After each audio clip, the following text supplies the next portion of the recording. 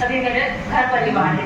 तो चूंकि घर परिवार में जब मेरी नगर पालिका पे इल्जाम लगाया जाता है, हमारे सीएमओ सर पे इल्जाम लगाया जाता है, तो वो एक सिर्फ मुझ पे नहीं लगा कि पूरी नगर पालिका को लगाया जाता है।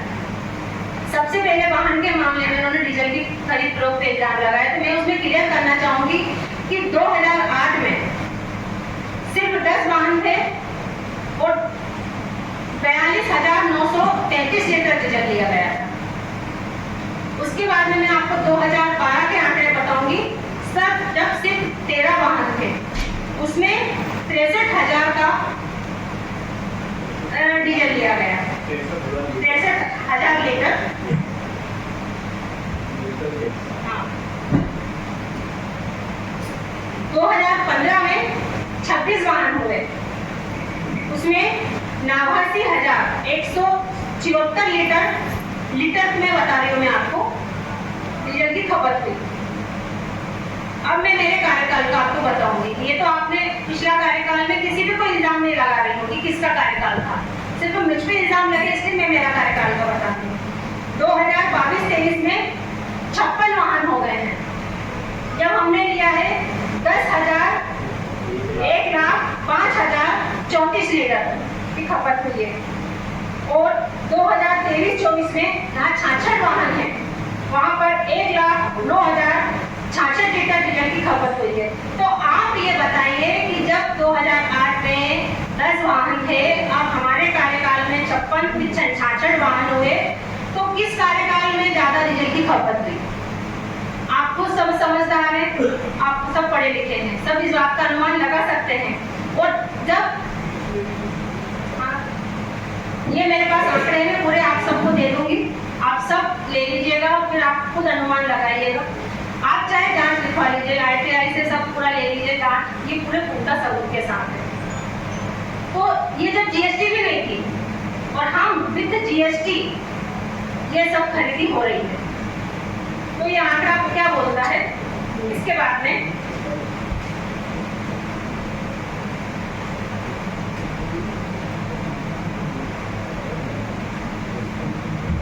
दूसरा इल्जाम हम पे लगाया गया कि जन स्वास्थ्य शाखा में जो फिनाइल पाउडर जो खरीदा जा रहा है, वो भी हम महंगे दाम में खरीद रहे हैं, उसकी क्वालिटी बिल्कुल घटिया है।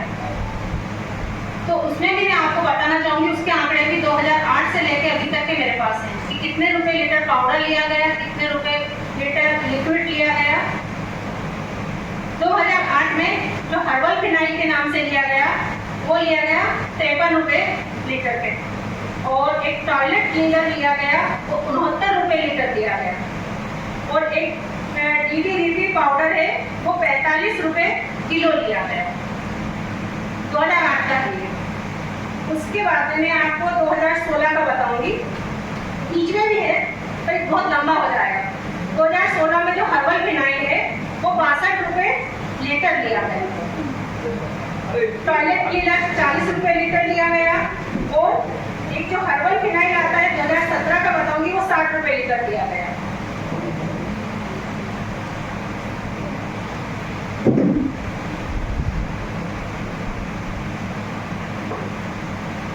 और एक कार्यकाल रहा 2019 का, उससे पहले का चाहे वो किसी का भी रहा, उस कार्यकाल में एक टॉयलेट क्लीनर लिया है 199 रुपए लीटर का। एक फ्लाइट लिया गया, ब्लैक फ्लाइट के नाम से आता है, वो आता है 65 रुपए लीटर का लिया है।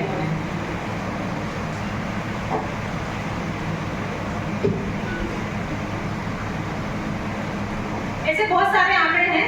एक मल्टीपर्पज क्लीनर के नाम से लिया गया, वो तो 190 रुपए लीटर का भी लिया गया। मैं मेरे कार्यकाल का आपको बताऊंगी कि हमने कितने में लिया। एक ट्रेसोलिक पाउडर करके आता है, वो हमने लिया 38 रुपए किलो का।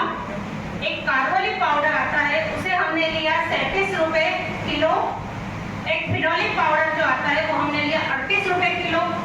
एक हर्बल फिनाइल जो आता है, उसे हमने लिया 56.64 रुपए लीटर। एक ब्लैक फिनाइल आता है, उसे हमने लिया 56.64 रुपए लीटर। तो ये मेरे कार्यकाल का फिनाइल और पाउडर है। अब विद GST, अब आप ये अनुमान लगाइए कि मेरे कार्यकाल में ज्यादा महंगा, और विद जीएसटी है ये, उस समय जीएसटी नहीं था, ये जीएसटी सहित हमने लिया है।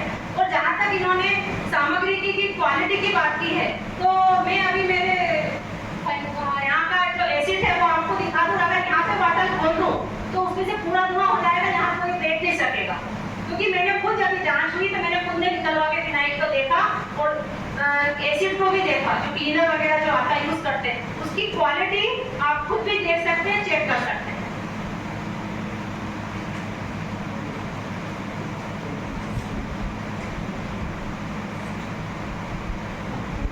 अब जो हमने जो सामान खरीदा है उसका भी पूरा व्यय बताऊंगी कितना हुआ आंकड़ों में एक साल का। 2012-13 के जो वित्तीय वर्ष के आंकड़े हैं उसमें 25 लाख रुपए का सामान लिया गया। 2015 में 40 लाख का सामान लिया गया। अब मैं मेरे अपने कार्यकाल का बताऊंगी। 2022-23 का 21.75 लाख रुपए का सामान लिया गया, मतलब 21 लाख रुपए का सामान हमने हमारे का एक साल का लिया। उसके बाद 23-24 का बताऊंगी कि 21 लाख का सामान फिर हमने लिया। तो आप ये बताइए, हाँ, ये सभी विद जीएसटी वाला सामान है। और देखिए महंगाई आप सभी जानते हैं कि उस समय महंगाई ज्यादा थी कि महंगाई अब ज्यादा है, फिर भी हमने आंकड़ों के माध्यम से आपको बताने का प्रयास किया है कि सामान जब हमने ज्यादा का लिया कि अब ज्यादा का है, उन लोगों ने ज्यादा का लिया कि हमने ज्यादा का लिया, ये आंकड़े आप सब बोलते हैं। एक 2020-21 का कार्यकाल भी है, वो कार्यकाल हमारा नहीं था, उसमें 1 करोड़ 70 लाख का भी लिया गया है एक साल का।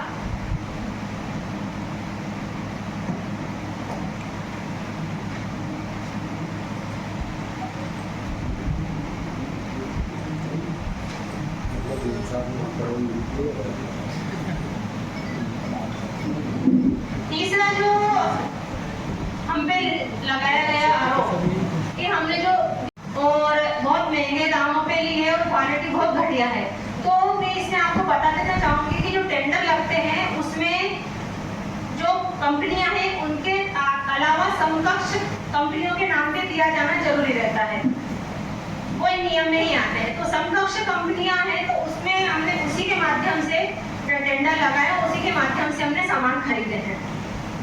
इसमें भी मैं आपको 2008 से लेकर मेरे कार्यकाल तक के पूरे आंकड़े बताऊंगी कि उस समय में टेंडर लगा के और अब टेंडर लगा के हमने सामग्री कितनी ली है और कितने में ली है।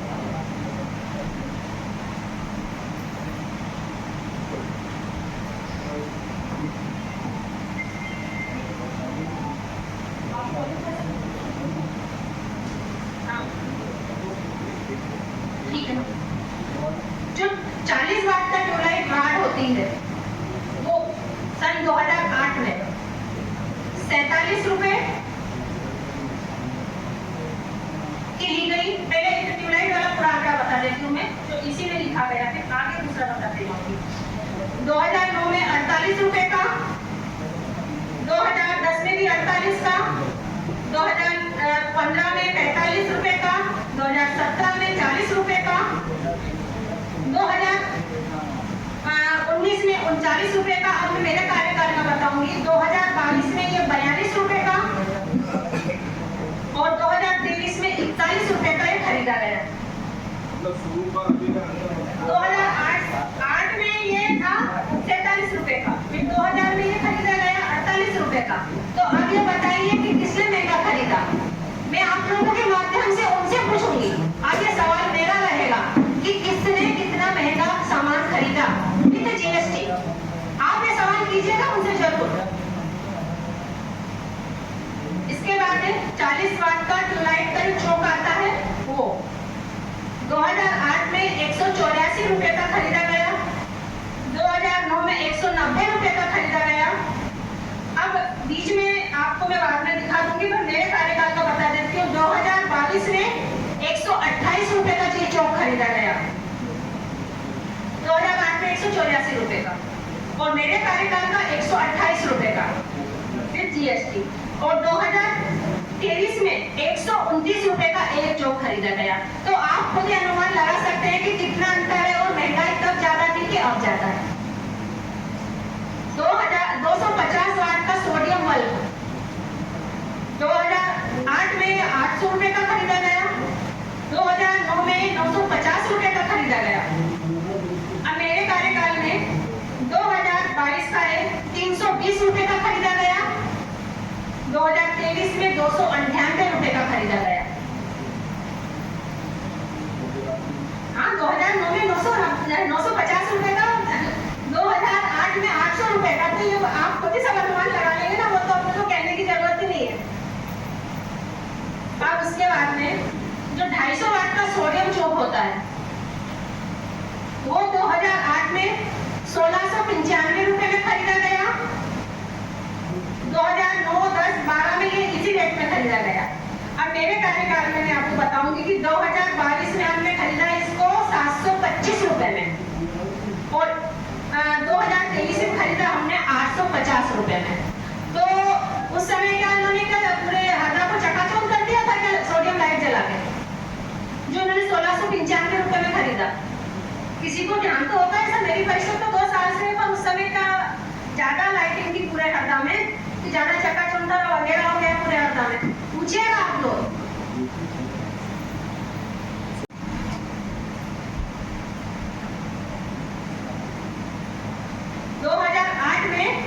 नहीं 4 mm का ये 10 mm 695 रुपए में खरीदा गया ये 10 mm का वायर। ये 2008 का बता रही हूँ पहले में, और 2009 में भी 730 रुपए का खरीदा गया। अब मैं मेरे कार्यकाल का बताऊंगी आपको। 2022 में 875 रुपए का खरीदा गया, और 2023 में भी 875 का ही खरीदा गया। इसके अलावा 8 mm एल्यूमिनियम वायर, ये सब वायर, एक 4 mm आता है, 8 mm 10 mm आता है, तीनों वायर का इसमें लिखित में है। 8 mm है 555 रुपए का खरीदा गया, और फिर 650 रुपए का 2009 में खरीदा गया। इसके अलावा मेरे कार्यकाल में खरीदा गया ये 695 रुपए में, और 567 रुपए में 2023 का है। 4 mm का भी ऐसे ही बताऊंगी मैं आपको। 410 रुपए का खरीदा गया 2008 में, 440 का खरीदा गया 2009 में, और मेरे कार्यकाल में 440 का खरीदा गया, और 401 रुपए का खरीदा गया। तो ये आंकड़े मेरे पास पूरे सबूत के साथ है। अब मैं पूरे जो 1 साल का जो उसका है ना पूरा बताऊंगी हमने कितने लाख रुपए की खरीदी।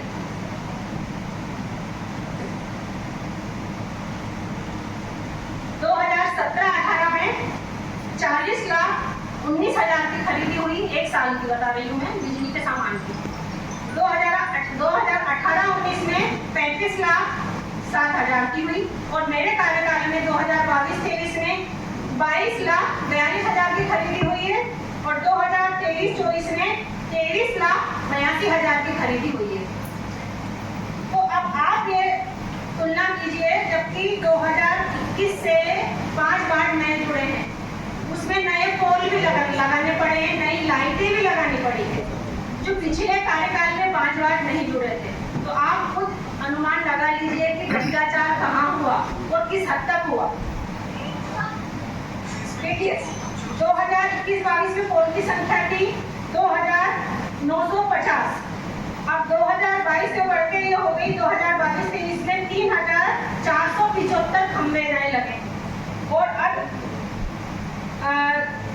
2023-24 में 3,780 पोलों पर हमने लाइट लगाए हैं। तो ये संख्या बल भी बढ़ेगी, बढ़ गए ना।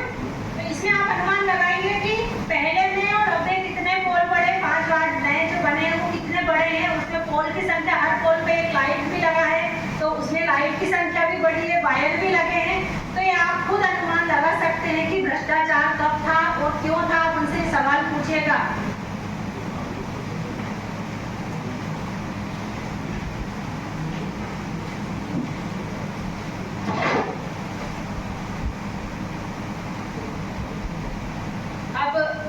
ये मैंने तो पूरा एक टारगेट आपको 2008 से लेके मेरे 2023-24 पे जो कार्यकाल था, ये हम पे जो उन्होंने भ्रष्टाचार का इल्जाम लगाया था, बार बार भ्रष्टाचारी नगर पालिका, तो ये तो मैंने आंकड़ों के माध्यम से जो सच को सबूत दिया है मैंने, और सबूत के साथ है मेरे पास। आप चाहे इनको कहीं से भी निकलवा लीजिए, आरटीआई के माध्यम से या फिर नगर पालिका में कहीं से भी आप इसको ये एक को निकलवा लीजिए, पूरा पुख्ता आपको सब कुछ मिलेगा, रिकॉर्ड ऑन रिकॉर्ड है। अब मैं मेरे कार्यकाल की जो उपलब्धियां हैं वो बता देती हूँ। आपको खुद को जनता की सुननी चाहिए। आप अगर जनसुनवाई में लोगों को लेके चले गए तो फिर जनता बेचारी कहाँ किसके पास जाएगी? और हम तो हमारे शहर का विकास करने के लिए यहाँ बैठे हैं।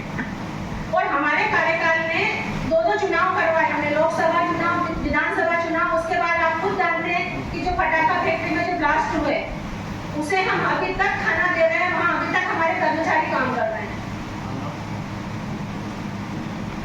जब चुनाव का समय आता, आचार संहिता लग जाती है, तो 2 महीने तक फिर भी हमारा काम नहीं हो पाता, वो भी रुक जाता है। हमारे कर्मचारी सब इधर उधर व्यस्त हो जाते हैं, उसका भी फर्क पड़ता है।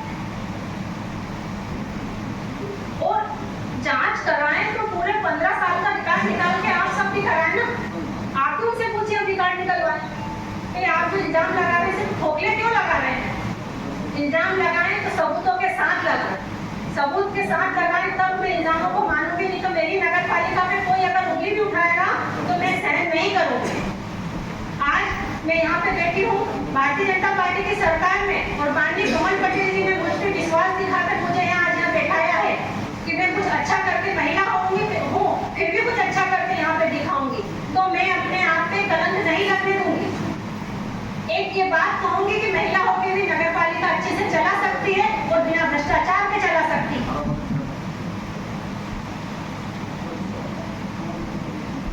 बस मैं यही बात आप सभी से कहना चाहूंगी। इसके अलावा मेरे उपाध्यक्ष भाई साहब भी कुछ अपनी बातें रखना चाहेंगे। और मैं यही कहना चाहूंगी कि मैं अपने माननीय नरेंद्र मोदी जी के पद चिन्हों पर चल रही हूँ।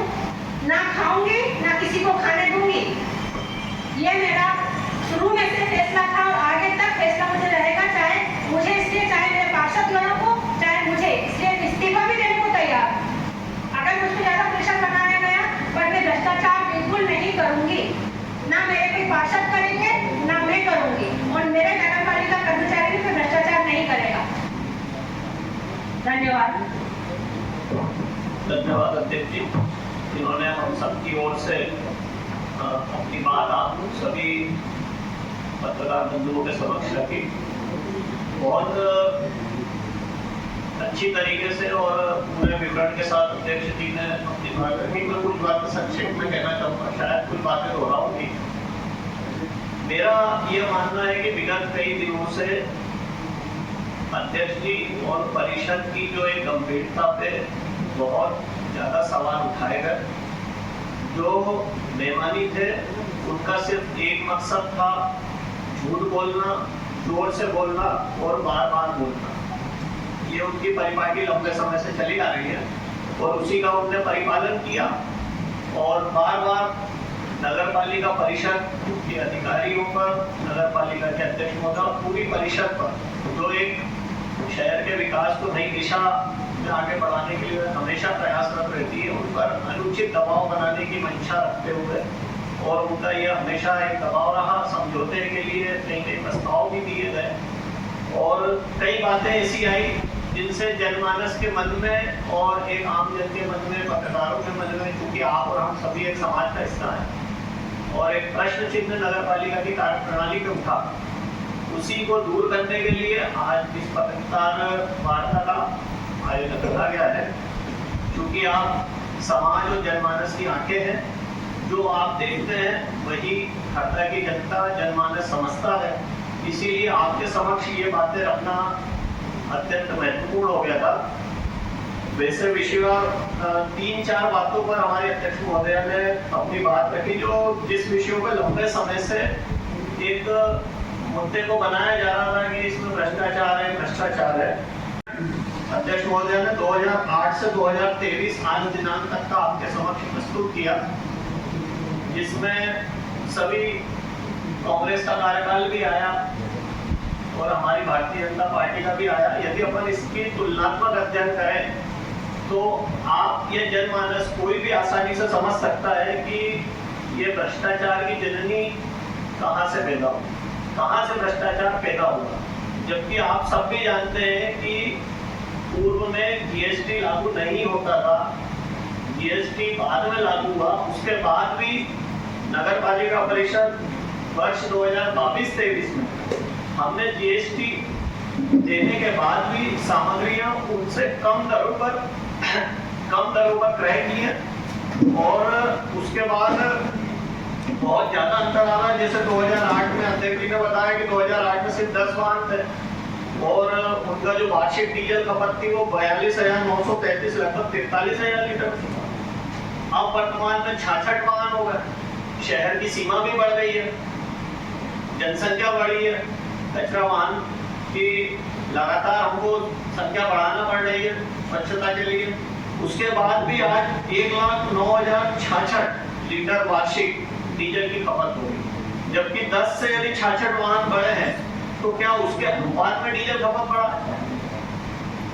जबकि देखा जाए वर्ष 2013 में सिर्फ 17 वाहन है और 76,105 डीजल वार्षिक लीटर की खपत होती थी।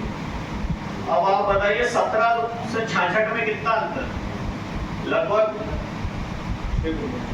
वार्षिक नगर पालिका परिषद की सिर्फ एक मंशा है जो अध्यक्ष महोदय ने साफ करी है कि हरदा की जनता को स्वच्छ प्रशासन, ईमानदार प्रशासन और जो एक नगर पालिका की आय कम थी उसके कारण हमको कहीं ना कहीं प्रदेश सरकार, राष्ट्रीय स्तर और कहीं भी हमको जो दिक्कतें आती थी उस संबंध में माननीय अध्यक्ष महोदय के नेतृत्व में और सभी अधिकारियों के नेतृत्व में हमने ये पूरी कोशिश करी है कि ये नगर पालिका को आत्मनिर्भरता प्रदान करे, ताकि आने वाले समय में यदि हमको कोई विकास कार्य करना है, हरदा की शहर की जनता के लिए कोई अच्छा सा प्रोजेक्ट लाना है तो हमको किसी की तरफ देखने की जरूरत नहीं पड़े। हम अपने आय के साधन इतने बढ़ा लें कि हरदा की जनता को कितना सौगात प्रदान कर सके। इसके अलावा जहाँ पर हमने अपने व्यय की सीमाएं कम करी है और उनको एक निश्चित और जो हमारे पास वैधानिक प्रक्रिया का अनुपालन करके हमने अपने इस प्रकार हमने यहाँ तो अपने व्यय की सीमाएं कम करी है। उसके अलावा एक काम और किया है, जैसा अध्यक्ष जी ने बताया कि जो हमारी आय थी उसको हम कैसे बढ़ाएं। यदि आज अपन देखे जाए तो पूर्व में जब नगर पालिका में अध्यक्ष जी ने और हमारी परिषद ने प्रभार संभाला था, जब जो डिमांड कायम होती थी वो 4,09,47,674 रुपए अनुमान एक हमारी एक सकल आय थी, जिसमें से कुछ बाकी भी रहता था, कुछ आगे का भी रहता था। पर अब उस आय को बढ़ाकर इस वर्ष तक 8,31,48,930 लगभग से ये डबल से भी ज्यादा नगर पालिका को जो पैसा प्राप्त होगा वो आम जन की सुविधाओं के लिए, आम जन के लिए रोड नाली जो भी उनकी मूलभूत सुविधाएं उसी में खर्च होगा।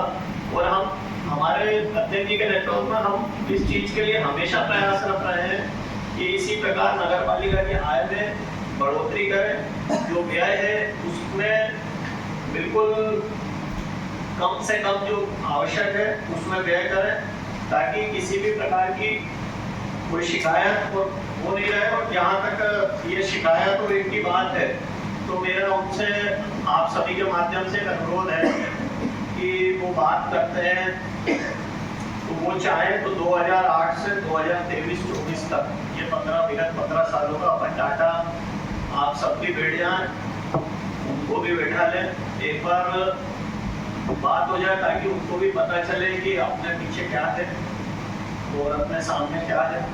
झूठ सभी के सामने आ जाए, सच सभी के सामने आ जाए, बस मेरा इतना ही कहना। मैं भी आपको कुछ आंकड़े बताना चाहता हूँ। करें कि जब 2008 में 10 वाहन थे, जब 46,000 लीटर डीजल की खपत थी, 2012 में जब 13 वाहन आए तब 65,000 लीटर की खपत है। 2015 में 26 वाहन थे, जब ये आंकड़ा 90,000 लीटर पे चला गया। वाहन कितने थे?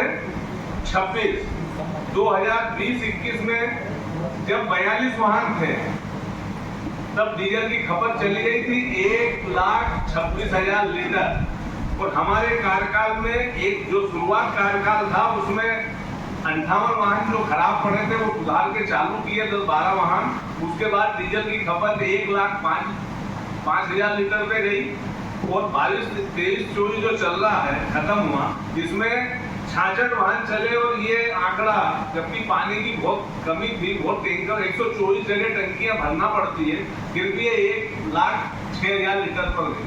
आप तुलनात्मक अध्ययन ये है कि वाहन 6 गुना बढ़े, 13 वाहन के 66 वाहन हुए, लेकिन डीजल जब 13 वाहन में 65,000 लीटर लगता था तब 6 गुना अगर वाहन बढ़े तो 6 गुना ही डीजल की खपत बढ़ना थी। मतलब उनके वो कांग्रेस और जो भी कार्यकाल बीजेपी का भी बीच में रहा, अगर सबकी तुलना करें तो जब वाहन 6 गुना बढ़े हैं तो डीजल भी हम चाहते तो उनका अगर अनुसरण करते तो जो 65,000 लीटर पे था वो 6 गुना में 3,70,000 लीटर पर हम बिल बना सकते थे, हम अगर उनका अनुसरण करते। लेकिन सिर्फ डबल हुआ है, वाहन 6 गुना बढ़े हैं और डीजल की खपत डबल हुई। बारिश में जब बैठे थे ये इनकम जो अध्यक्ष और उपाध्यक्ष की बता रहे 4 करोड़ 9 लाख की डिमांड कायम थी इस शहर में। आज 8 करोड़ 31 लाख पर हम पहुंच गए। अभी हमारा 2 साल का भी कार्यकाल पूरा नहीं हुआ है और ये तो आंकड़ा अभी का है, अभी भी गणना चल रही है अभी भी। और जो शहरों में जो लोग अवैध तरीके से संपत्ति का जल कर जो दे रहे थे उनके आंकड़े और चढ़ना बाकी है। ये आय और आने वाले समय में और बढ़ेगी। चाहे बिजली की खपत देख लें, किसी भी मामले में। और हम तो कहते हैं कि हमारे 2 साल के कार्यकाल की हमारे पूरे जितने भी परिषद है इनसे मत पूछो। हमको जिस विश्वास पे भारतीय जनता पार्टी ने यहाँ बैठाया है इस परिषद को, उसमें सभी पार्षद गण अध्यक्ष, मेरे को भी सांसद प्रतिनिधि के रूप में बैठाया। हम आपको विश्वास दिलाते हैं कि ये झूठे आंकड़े मत लगाइए आप। वो कांग्रेस के पार्षद जो जनसुनवाई में जाते हैं, जो विधायक महोदय जाते हैं, मैं तो उन्हें चैलेंज करता हूँ कि आप सीबीआई जांच करवाइए 2008 से लेके 2024 तक, छोटी मोटी जांच मत करवाइए। हम चैलेंज करते हैं और आप बोलो तो हम आवेदन देते हैं कि आप सीबीआई जांच करवाइए। अगर इन 16 साल के कार्यकाल में हमारा 2 साल का कार्यकाल अगर आपके 14 साल के कार्यकाल पर भारी नहीं पड़ेगा तो अध्यक्ष और उपाध्यक्ष के साथ जो पूरी परिषद भारतीय जनता पार्टी की इस्तीफा देके इस साल से चली जाएगी। हमने आय भी बढ़ाई है, वे भी कम किया, हम चैलेंज करते हैं। लेकिन हम नहीं चाहते थे कि हमारी अच्छाई बताने के लिए, हमको 1.5 साल हो गया है, हम बार बार ये चाहते थे कि भारतीय जनता पार्टी की ये बनी है और हमें हमारी अच्छाई बताने के लिए किसी दूसरों पर आरोप नहीं लगाना पड़े। लेकिन जब बार बार हम पर झूठे आरोप लगाए गए, हम भी चाहते तो दूसरे दिन आपको बुला के प्रेस कॉन्फ्रेंस करके उनका जवाब दे सकते थे, पर हम झूठे आरोप नहीं लगाना चाहते। हम पूरे आंकड़ों के साथ आए हैं, जो ये आंकड़े नगर पालिका में ऑन रिकॉर्ड मौजूद है। आप चाहें तो यूं भी ले सकते हैं, आप चाहें तो आरटीआई के माध्यम से मांग सकते हैं, हम आपको देने को तैयार हैं। जो खरीदी 20 लाख 21 लाख की हम लोग कर रहे हैं, वो खरीदी का आंकड़ा 20 लाख से लेके 1-1 करोड़ रुपए सालाना गया है। चाहे वो बिजली का मामला, वार्ड बड़े हैं, संख्या बड़ी है, एरिया बड़ा है। जहां इस साल पानी की जो समस्या पूरे प्रदेश में हर जगह है, जहां 20-30 टंकियां इस शहर में भराती थी, आज आम रिकॉर्ड 124 टंकियों में पानी डाला जा रहा है। तो हम तो चैलेंज कर रहे हैं और खुली चुनौती देते हैं कि आप कलेक्टर साहब के यहाँ जा रहे हो, जन सुनवाई जा रहे हो, पेपर में दे रहे हो, आप आमने सामने आप पूरे सबूतों के साथ आइए। चाहे कांग्रेस के विधायक हो, उनके पार्षद हो या उनके साथी जो भी हो, वो भी आके बैठे और हमारी परिषद के लोगों को भी बैठा और आमने सामने डिबेट करो ऑन रिकॉर्ड के साथ। अगर आप सही होगे तो आप जो बोलोगे वो हम करेंगे, और हम सही है तो आप सब लोग यहाँ से इस्तीफा देके और घर जाएंगे। लेकिन झूठे आरोप किसी पर मत लगाइए। आज मजबूरी में हमको यहाँ आना पड़ा, पूरी तैयारी के साथ आए, हम ऑन रिकॉर्ड आए हैं और आप लोगों से भी निवेदन कि अगर हमारे बारे में हमारी परिषद कहीं गलत करती है तो आपका स्वागत है। एक बार नहीं, आप चौथे स्तंभ में राजनीति, आप भी लिखने की आपको छूट है, लेकिन सिर्फ निवेदन ये है कि अगर हमारे पे कोई गलती होती है, आप लिखते हो तो जो अच्छाई है आप उसको भी लिखें और उनसे पूछे आप प्रश्न जो आज हमने आंकड़े दिए हैं, आप उनसे पूछिए। और हम तो कहते हैं खुली चुनौती, आमने सामने आके डिबेट करें, आम निकाल जो इस नगर पालिका में मौजूद है।